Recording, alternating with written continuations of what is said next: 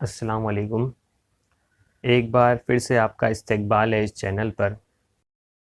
Hello friends, आज हम लोग मराठी आंतर भारती इयत्ता 10वी का लेसन नंबर 6 मकबरा माझ्या मनातला इसका एक्सप्लेनेशन स्टडी करेंगे। इसके ऑथर है डॉक्टर पठाण। तो इस लेसन में क्या है, प्रस्तुत पाठात बीबी का मकबरा आणि लेखक यांच्यातील जीवाभावाच्या मैत्रीचे वर्णन केले आहे। इस प्रेजेंट लेसन में बीबी का मकबरा ये एक हिस्टोरिकल मॉन्यूमेंट है औरंगाबाद में। इस मॉन्यूमेंट की और लेखक के बीच में जीवाभावाच्या मैत्री से बहुत गहरी दोस्ती का वर्णन केला है, यानी डिस्क्राइब किया गया है। तसेच मकबऱ्याच्या विलोभनीय वर्णन करताना और उसी के साथ साथ मकबरे के बहुत विलोभनीय यानी बहुत सुंदर अट्रैक्टिव डिस्क्रिप्शन करते हुए आपल्या सुख दुःखांचे क्षणांचा साक्षीदार मकबरा आहे, मेरे सुख के और दुख के मेमोरीज का लम्हों का साक्षीदार विटनेस गवाह ये मकबरा है, याचे ही लेखकाने वर्णन केले आहे। इसका भी लेखक ने डिस्क्राइब किया है। यानी ये जो मकबरा है इसके साथ लेखक का बहुत गहरा अटैचमेंट है और वो जैसे कि उसका दोस्त ही है और आपस में वो बातें करते हैं, इस तरीके से उसको डिस्क्राइब किया गया है। तो 25-30 वर्ष झाली, 25-30 साल हो चुके हैं, तरी बीबीच्या मकबऱ्याला माझा नि मला मकबऱ्याचा कधी कंटाळा आला नहीं। फिर भी कभी बीबी के मकबरे को मेरा और मुझे बीबी के मकबरे का कंटाला नहीं आया, यानी कभी एक दूसरे से हम उकताए नहीं, बोर नहीं हुए। खरं तर आम्ही रोज एकमेकांना पाहतो। सच में तो हम रोज एक दूसरे को देखते हैं। मकबरा माझ्याकडे नि मी मकबऱ्याकडे, मकबरा मेरी तरफ और मैं मकबरे की तरफ। जीवाभावाचे दोन स्नेही जैसे रोज एकमेकांना भेटतात। जीवाभावाचे यानी बहुत गहरे, दोन स्नेही यानी दो दोस्त जैसे रोज एकमेकांना भेटतात, जैसे कि रोज एक दूसरे को मिलते हो, इस तरह हम मिलते हैं रोज, तसे आम्ही रोज भेटतो, ऐसे हम रोज मिलते हैं। माझी नि त्याची ही मैत्री फक्त त्याला नि मलाच ठाऊक आहे। मेरी और उसकी इस दोस्ती के बारे में सिर्फ मुझे और उसी को ही मालूम है, कारण त्याला भेटल्याशिवाय मला करमत नहीं, क्योंकि उसे मिले बगैर मुझे करमत नहीं, यानी मुझे चैन नहीं आता, नि मला भेटल्याशिवाय त्याला करमत नहीं और मुझे मिले बगैर उसको चैन नहीं आता, यानी हम दोनों एक दूसरे के बगैर नहीं रह सकते। माझी विद्यापीठाला जायची वाटच मुडी मकबऱ्यावरून गेली आहे। अब क्यों ये एक दूसरे से रोज मिलते थे, क्योंकि इनके विद्यापीठ यानी यूनिवर्सिटी, लेखक वहां जाते थे यूनिवर्सिटी रोज, तो उनके जाने का जो रास्ता था वो मकबरे से ही होकर गुजरता था।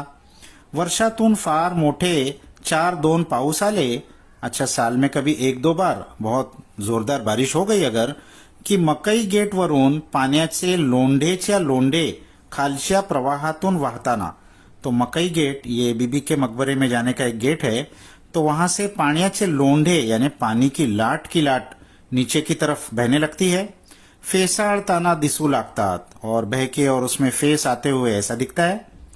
मकई गेटच्या पुलाजवळचे कठडे मुला माणसांनी फुलून जातात, तो फिर ऐसे वक्त मकई गेट का जो पुल है उसके नजदीक कठड़े यानी कंक्रीट के जो पिलर्स है वो मुला माणसांनी, बच्चों से और इंसानों से फुलून जातात, भर जाते हैं, वहां सब जाके रुक जाते हैं।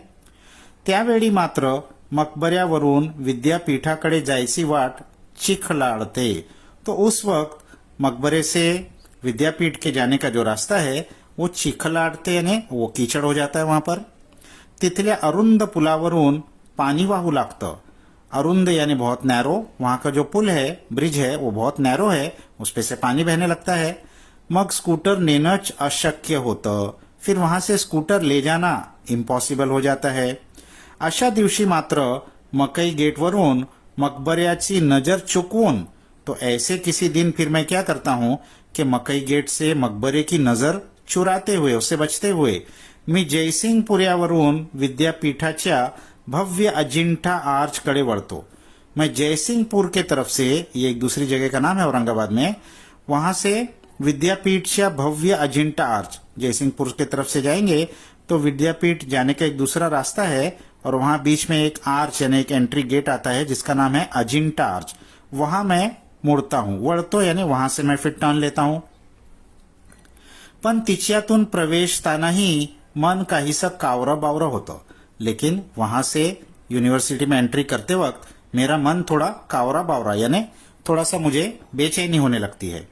थोड़ा सा अपराधियासारखं वाटायला लगतं. मुझे कुछ कुछ एक अपराधी एक क्रिमिनल के जैसा लगने लगता है. यानी मैं बहुत बड़ा कोई अपराध करके आ रहा हूं ऐसा लगता है. वाटतं मकबरा आज आपली वाट पाहत असेल. मुझे ऐसा लगता है कि मकबरा आज मेरा रास्ता देख रहा होगा, मेरा इंतजार कर रहा होगा. काल दिवसभर काय काय घडलं, कल दिन भर क्या क्या हुआ ते सांगायला उत्सुक असेल. वो मुझे बताने के लिए बहुत बेचैन होगा. दिवसभरात जगातल्या कोणकोणत्या देशांतले प्रवासी आले हे सांगायला तो उत्सुक असेल. दिन भर में दुनिया भर के किस किस देश के प्रवासी मुसाफिर टूरिस्ट लोग वहां आए थे ये बताने के लिए बहुत बेचैन होगा. आपण काल काय काय केलं, मैंने कल क्या क्या किया ते ऐकायला त्याचे मीनार आसूस लेले असतील. ये सुनने के लिए उसके मीनार बहुत आसूस ले ले यानी बहुत तीव्र इच्छा उनको सुनना होगा कि मैंने क्या क्या किया, क्योंकि गहरे दोस्त थे दोनों. त्याची बारादरी माझ्यासाठी साथ घालत असेल. उसकी बारादरी यानी वो जो मीनार के अंदर विंडो होती है उसके बाहर बहुत अच्छा काम किया होता है पत्थर में, उसको बारादरी कहते हैं. वो मुझे आवाज दे रही होगी. साथ घालने यानी आवाज देना. त्याचा तेजस्वी घुमट आपल्या नितळाईचे नेत्र करून माझी वाट पाहत असेल. उसका वो तेजस्वी घुमट यानी बहुत चमकदार, घुमट यानी गुंबद. आपल्या नितळाईचे नेत्र करून, अपनी नितळाई यानी एकदम साफ पॉलिश्ड, उसकी आंखें करके मेरा इंतजार कर रहा होगा. यानी गुंबद भी मेरा इंतजार कर रहा था. आज मी का आलो नाही, आज मैं क्यों नहीं आया या विचाराने त्याचं मनही गलबलून गेलं असेल. इस ख्याल से उसका मन भी गलबलून गेला असेल यानी बेचैन हो गया होगा. जैसे मैं बेचैन हो गया था तो वैसे ही वो भी बेचैन हो गया होगा मुझसे मिले बिना. अशा वेळी मी विद्यापीठ गेटमधून गेलो तो ऐसे वक्त में जब मैं विद्यापीठ यूनिवर्सिटी के गेट से एंटर होता हूं तरी माझं मन मात्र उदासवान होत असतं. लेकिन मेरा मन बिल्कुल उदास हो जाता है. खरं तर गेटमधून उंचावरून समोरचे डोंगर किती छान दिसतात. असल में तो गेट में से सामने जो बड़ा पहाड़ दिखता है तो वो कितना अच्छा दिखता है. यानी अब वो नेचर का डिस्क्रिप्शन कर रहे हैं. वहां का बारिश के मौसम में नेचुरल सराउंडिंग कैसे है यूनिवर्सिटी के पास. पहाड़ है वो बहुत अच्छा दिख रहा है. और श्रावणातील हिरव्या लवीनं ते मोठे गोजीरवाने वाटतात. श्रावण यानी बारिश के महीने के हिरव्या लवीन है यानी हरी हरी घास. लवी यानी बहुत छोटी छोटी घास जो पहले पहले आती है, उससे वो बहुत गोजीरवान यानी बहुत ब्यूटीफुल लगता है पहाड़. क्षणात पडणाऱ्या पावसाच्या सरीने ते न्हावून निघतात. क्षणात यानी उस मौके पर पड़ने वाली बारिश की सरी यानी ड्रिजल धार से वो नहा लेता है. त्यांची कांति तेजोमय झालेली असते. तो उसकी कांति यानी उसकी लाइट बहुत चमकदार हो गई रहती है, यानी चमकता है एकदम फ्रेश. बारिश में नहाकर जैसे वो चमक रहा है. क्षणात पडणाऱ्या कोवळ्या उन्हानं ते तुकतुकीत दिसायला लागतात. और फिर कुछ ही लम्हों में कोवळ्या ऊन यानी माइल्ड सनलाइट सनशाइन से वो बहुत तुकतुकीत दिखता है यानी बहुत चमकदार फ्रेश एकदम दिखता है.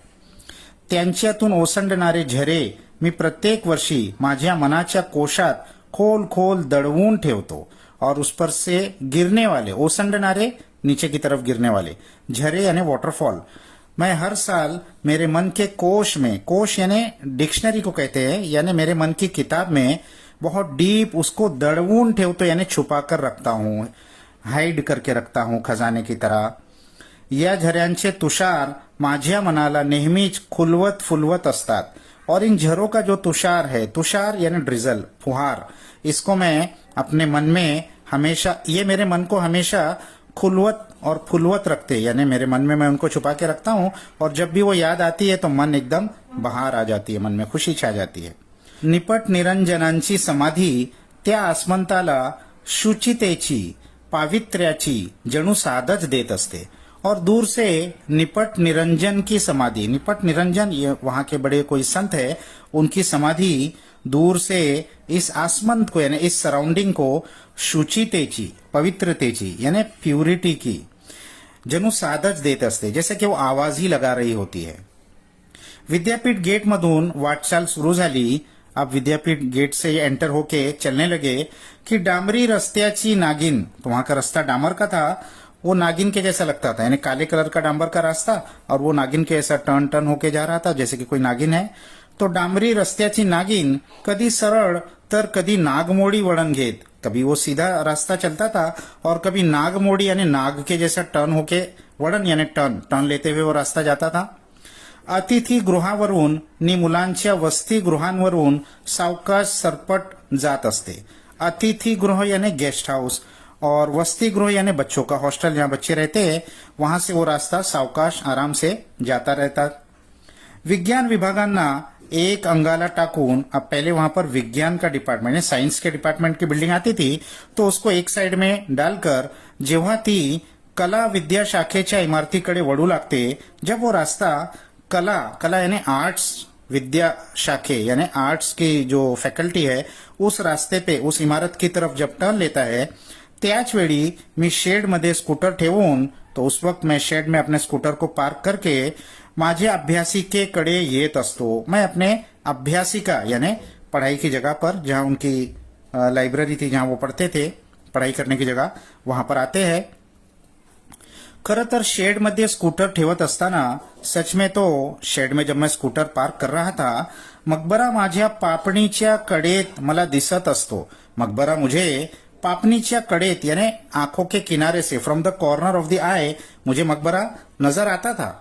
त्याच्याकडे पाहण्याचा साहस मला होत नाही, लेकिन उसके तरफ देखने की हिम्मत मुझसे नहीं हो रही थी, क्योंकि उसे नजर बचा के आ गए थे. खालच्या मानेनं मी ब्रीफकेस हेलकावत माझ्या अभ्यासिकेत प्रवेश करतो. तो नीचे गर्दन झुकाकर शर्मिंदगी के साथ ब्रीफकेस हाथ में लेते हुए मैं मेरी अभ्यासिका पढ़ाई की जगह पर एंटर होता हूं. वाटेत भेटणाऱ्या माझ्या विद्यार्थ्यांची सस्मित भेट घेत घेत, और रास्ते में मेरे जो स्टूडेंट्स मुझे मिलते हैं उनकी मैं सस्मित यानी हल्के से मुस्कुराकर भेट घेत घेत उनसे मिलते हुए, पण अभ्यासिकेत येताच, लेकिन जैसे ही मैं अभ्यासिका में एंटर होता हूं, समोरच्या खिडक्यांच्या कानात दत्त म्हणून उभा असतो मकबरा. सामने खिड़कियों के कान में, यानी सामने उनकी कांच की खिड़कियां थी और उसमें से पूरा मकबरा एकदम क्लियर दिख रहा था. ऐसा लग रहा था कि वो दत्त करके सामने आ गया, ना अचानक उनके सामने आ गया. ये तो उससे नजर बचा रहे थे, वो आ गया एकदम सामने अचानक. अब वो क्या कह रहा है सामने से, चकावलस ना आज मला. तो वो कहता है कि आज तो तूने मुझे चकमा दे दिया ना. मैं कहता हूं कौन है. थोडा वेळ थांबला असतास तर पुलावरचा पानी कमी झाला नसता का. अब वो शिकायत कर रहा है मकबरा कि थोड़ी देर अगर वहां रुक जाता तो पुल के ऊपर का पानी कम नहीं हो जाता, मग माझ्या वाटेनं विद्यापीठाला नसतं का जाता येत. तो फिर मेरे रास्ते से विद्यापीठ जाने को तेको आ जाता था, तो क्यों जल्दी से चला गया दूसरे रास्ते से. हो पण, हाँ लेकिन, अब ये जवाब देने की कोशिश कर रहे हैं. पण नाही नि बीण नाही, तुला आज मला चुकवायचंच होतं, भेटायचंच नव्हतं. अब वो बहुत गुस्से में मकबरा कह रहा है कि पन नहीं और बिन नहीं, तुझे तो आज मुझे चुकवायचं होतं, यानी मुझे चकमा देना ही था, भेटायचंच नव्हतं, तुझे आज मुझसे मिलना ही नहीं था. नहीं रे, तसं नहीं, पण. अब लेखक समझाने की कोशिश कर रहे, नहीं नहीं ऐसी बात नहीं है, लेकिन मी गया वया करत म्हणतो. मैं गया वया करके उसको कह रहा था. गया वया यानी प्लीड करना, रिक्वेस्ट करना, समझाने की कोशिश करना. नहीं तो पुनः दरडावून म्हणतो, लेकिन वो फिर से चिल्लाकर कहता है. दरडावून गुस्से में चिल्लाकर कहना. पण नहीं नि बीन नहीं, नहीं मुझे तेरा पण और बीन नहीं सुनना है. तुला चुकवायचंच होतं, तुझे तो मुझे आज चकमा देना ही था. नक्की चुकवायचंच होतं, बिल्कुल नक्की तुझे आज मुझे चकमा देना ही था. तू मुझसे बच के जाना चाहता था आज. आताशा तुला कंटाळा येतोय ना माझा. अब तो तुझे मुझसे कंटाल बोर होने लगा है ना. मला कालचं सारं सारं सांगायचं होतं. मुझे तो कल की सारी बातें तुझे बतानी थी. नि तू मात्र सरळ आग्र्याहून सुटका करून घेतलीस जयसिंगपुराच्या वाटेनं. और तूने तो सीधा सीधा आगरा से छुटका करके ले ली, जयपुर सिंह के रास्ते से तू चला गया. अब ये आगऱ्याहून सुटका, ये मुहावरा है, हिस्टोरिकल एक फैक्ट की तरफ इशारा है. शिवाजी महाराज आगरा से जो कैद से छुपकर निकल गए थे उसकी तरफ, कि वैसे ही तुम भी छुपकर निकल गए मुझसे. अन मकबरा खो खो करून हंसू लागतो. और फिर मकबरा खो खो करके हंसने लगता है, यानी बहुत जोर जोर में हंसने लगता है. मुझे डराकर अब वो हंस रहा है. मीही त्याच्याबरोबर मनसोक्त हसतो. मैं भी उसके साथ दिल भर के हंसता हूं, जैसे पुराने दोस्त. खूप खूप हसून झाल्यावर तो मला म्हणतो, बहुत बहुत हंसने के बाद वो मुझसे कहता है, असं नाही हं करायचा पुन्हा, ऐसा फिर से नहीं करना, यानी मुझसे नजर चुका के फिर से कभी जाना नहीं. आणि मीही त्याला म्हणतो, असं नाही हं करायचं पुन्हा. मैं भी उससे कहता हूं, तू भी ऐसा फिर से करना नहीं, मुझ पर गुस्सा नहीं करना. माझ्या अभ्यासिकेच्या काचेच्या विस्तीर्ण खिडकीतून मी मकबऱ्याची कितीतरी रूपे पाहिली आहेत. मेरे अभ्यासिका लाइब्रेरी के कांच की विस्तीर्ण यानी बहुत बड़ी वास्ट खिड़की से मैंने मकबरे के कितने ही रूप देखे हैं. सकाळची, दुपारची, संध्याकाळची, नी रात्रीची, सुबह की, दोपहर की, शाम की और रात की, क्योंकि लेखक वहां बहुत पढ़ाई करते थे पीएचडी करने के लिए, तो वहां सुबह से रात तक भी कभी कभी उनको हो जाती थी. तो हर वक्त का मकबरे का उन्होंने रूप देखा है. माझ्या जीवनातले उन्हाळे, पावसाळे ने हिवाळेही मकबऱ्याने पाहिले आहेत. और इसी तरह मकबरे ने भी मेरी जिंदगी के उन्हाळे यानी धूप और पावसाळे बारिश और हिवाड़े ठंडी के मौसम देखे हैं. यानी मकबरे भी मेरे हर हाल से वाकिफ है. तासानुतास मी महानुभाव पोथ्यांच्या सांकेतिक लिप्यांत डोकं खुपसून बसे. अब वहां ये पीएचडी करने के लिए पढ़ाई करते थे, तो घंटों घंटों महानुभाव पोथ्यांचा, ये एक एंशियंट बुक है पुरानी, और उसके अंदर सांकेतिक लिपियां यानी सांकेतिक यानी सिंबॉलिक लैंग्वेज है पुराने जमाने की, उसमें डोका खुपसून बसने यानी सर डालकर बैठ जाने, बहुत गहरी पढ़ाई उसमें लेखक करते थे. तेव्हा मकबऱ्यानंच माझ्या नेत्रांवर शीतलतेचा शिडकाव केला आहे. तो उस वक्त मकबरे ने ही मेरी आंखों पर शीतलता यानी ठंडक का छिड़काव किया है, ड्रिजल डाला है, एक फुहार डाली है. 13व्या शतकाच्या चोंभ्या कवीचे उकाहरण सारख्या अपूर्व काव्याच्या संपादनाचा आस्वाद मी ज्या ज्या क्षणी घेत असे. वहां एक और किताब की स्टडी लेखक कर रहे थे. 13वीं सदी के 13th सेंचुरी के चोंभा कवि, एक फेमस कवि है चोंभा, उनकी एक फेमस किताब है उकाहरण. उकाहरण जैसी किताब के अपूर्व काव्याचा संपादन यानी लेखक ने उसमें के कुछ सिलेक्टेड चीजों को संपादन किया था, प्रिंट भी किया था. तो उसका टेस्ट भी मी ज्या ज्या क्षणी घेत असतो, मैं जब उसके मजे ले रहा था, उसको पढ़ रहा था, त्या एकांताच्या क्षणात फक्त मकबराच माझ्या त्या मनसोक्त आनंदाला प्रतिसाद देत असे. उस मेरे एकांत के अकेलेपन के लम्हों में सिर्फ मकबरा ही था जो मेरे उस मनसोक्त आनंद, मेरे दिल भर के जो खुशी हो रही थी उसको पढ़ते हुए, उसका प्रतिसाद दे रहा था. मकबरा ही मेरे साथ था उस वक्त. मराठवाड्यातल्या मराठी शिलालेखांच्या कोरीव अक्षरांच्या खोबनीत मराठवाड़ा के मराठी शिलालेख यानी पत्थरों के ऊपर जो लिखा होता है बहुत पुराना, कोरीव अक्षरांचा, कोरीव यानी इंस्क्राइब किया हुआ, पत्थरों के ऊपर जो लेख ऐसा पुराना मिला था, उसके खोबनी में, खोबनी यानी ग्रूव यानी अंदर दबाकर जो लिखा होता है खड्डा बनाकर. तो जेव्हा मी माझे डोळे तासानुतास, तो इसको भी लेखक बहुत घंटों उसके रिसर्च करते थे, पढ़ाई करते थे पीएचडी के लिए, थकून रुतून जात, जब मेरी आंखें इसको पढ़ते हुए थक जाती थी, तेव्हा मकबराच्या मिनारांनीच माझ्या पाठीवर मायेचा हात फिरवला आहे. तो उस वक्त मकबरे के मिनारों ने ही मेरी पीठ पर ममता का हात फिराया है. माझ्या अभ्यासिकेच्या काचेच्या खिडकीतून हात लांब करून आपल्या नाजूक बोटांनी त्यानेच मला सावरले आहे. तो मेरे लाइब्रेरी के कांच के खिड़की में से अपना हाथ बढ़ाकर अपने नाजुक उंगलियों से उसी ने ही मुझे संवारा है, सहलाया है, तसल्ली दी है. यानी मकबरा ही उनका एकदम सच्चा अकेले में दोस्त था, ऐसा लेखक बता रहे. माझ्या ग्रंथाला राज्य पुरस्कार मिळाला. अब इतनी मेहनत करने के बाद जब इनको सफलता मिली, इनके जो ग्रंथ था, लेखक ने जो लिखा था, उसको राज्य पुरस्कार मिला, उसको स्टेट लेवल का अवार्ड मिला. माझ्या व्याख्यानमाला गाजल्या, मैंने जो व्याख्यान लिखा था वो गाजले यानी बहुत फेमस हुए. आदर्श प्राध्यापक म्हणून माझा गौरव झाला. एक आइडियल प्रोफेसर के तौर पे लेखक का गौरव किया गया, उनको सम्मान दिया गया. मला डी लिट मिळाली, मुझे डी लिट ये डिग्री मिली, डॉक्टरेट इन लिटरेचर, यानी पीएचडी कंप्लीट होने के बाद डॉक्टरेट मिली. राष्ट्रीय प्राध्यापक म्हणून माझा सम्मान झाला. अब नेशनल लेवल पे भी उनको सम्मान मिला कि राष्ट्रीय प्राध्यापक यानी नेशनल लेवल के प्रोफेसर, ऐसा भी उनको सम्मान किया गया. संत साहित्य चिंतना सारख्या माझ्या पुस्तकाला श्रेष्ठ संत साहित्य विषय ग्रंथाचा पुरस्कार मिळाला. लेखक ने किताब लिखी थी संत साहित्य चिंतना, यानी संतों का जो साहित्य होता है उसके ऊपर चिंतन, गौर फिक्र। तो इस किताब को इस कैटेगरी की जो किताब होती है यानी संत साहित्य विषयक, यानी संतों के साहित्य के ऊपर लिखी गई किताबों में उनको पहला पुरस्कार मिला। मला परदेशाची निमंत्रण आली, मुझे फॉरेन कंट्रीज से भी इन्विटेशन आया कि आप हमारे यहाँ आकर भी पढ़ाइए, की त्या बातम्या सांगणारी जी पत्र नी तारा माझ्या टेबलावर येऊन पडत, ये सब बातम्या यानी ये सब न्यूज बताने वाली जो लेटर्स और जो तार यानी टेलीग्राम मेरे टेबल पर आके गिरती थी, ती पाकिटं फोडून या बातम्या मी प्रथम कोणाला सांगत असे, वो पैकेट खोलकर ये न्यूज और ये खबर मैं सबसे पहले किसे सुनाता था, काचेच्या खिडकीतून माझ्याकडे टक लावून पाहणाऱ्या मकबराला। कांच की खिड़की में से मेरी तरफ टक लाउन पाहने यानी एक ध्यान से मेरी तरफ वो देखते रहता था मकबरा, उसी को मैं सबसे पहले ये खुशखबरी सुनाता था।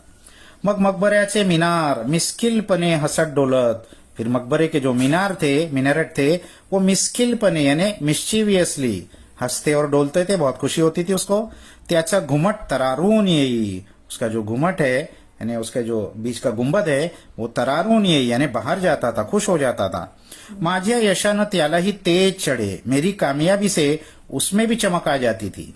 त्याच्या स्नेहशील दृष्टीच्या वर्षावात मी अखंड नावून निघत असे, उसकी स्नेहशील दृष्टि यानी प्यार भरी नजर के वर्षाओं में, बारिश में मैं अखंड नावून निघत असे, मैं पूरा पूरा नहा जाता था, इतना वो मुझसे प्यार करता था। माझ्या आयुष्यात या स्नेहाळ क्षणांना फार फार मोलाचा स्थान आहे। मेरी जिंदगी में इन प्यार भरे लम्हों का बहुत वैल्यूबल एक जगह है। हे सारे क्षण मी माझ्या हृदयात खोल खोल जपून ठेवले आहेत। ये सारे लम्हे मैंने अपने हृदय में, अपने दिल में खोल खोल अंदर छुपा कर रखे हैं, जपून ठेवले, हिफाजत से रखे हैं। दडवून ठेवले आहे, दडवून ठेवले हिफाजत से छुपा कर रखे हुए हैं। मकबऱ्यानं जसं माझ्या सुख पाहिलं आहे तसं दुःखही अनुभवलं आहे। मकबरे ने जिस तरह मेरी खुशियां देखी है, इस तरह मेरे दुखों को भी अनुभव किया है, एक्सपीरियंस किया है, यानी मेरे सुख दुःख का वो साथी है। गेली 25-30 वर्ष हा हसू आसूंचा खेळ अविरत चालला है। पिछले 25-30 साल से ये खुशी का और गम का, हंसने का और आंसुओं का जो खेल है ये अविरत चल रहा है। अविरत यानी कंटिन्यूअस, सतत। जिंदगी में ऊंच नीच आते रहती है, या पुढे ही चालणार आहे, इसके आगे भी ये चलने वाला है, ये तो सिलसिला चलते ही रहेगा। माझ्या मनातला मकबरा माझ्या बरोबर युगानुयुग अशीच वाटचाल करणार आहे। मेरे मन का मकबरा मेरे साथ युगानुयुग यानी बरसों तक, युगों तक ऐसे ही वाटचाल करने वाला है, यानी ऐसे ही मेरे साथ वो चलने वाला है, मेरा साथ कभी भी नहीं छोड़ने वाला है।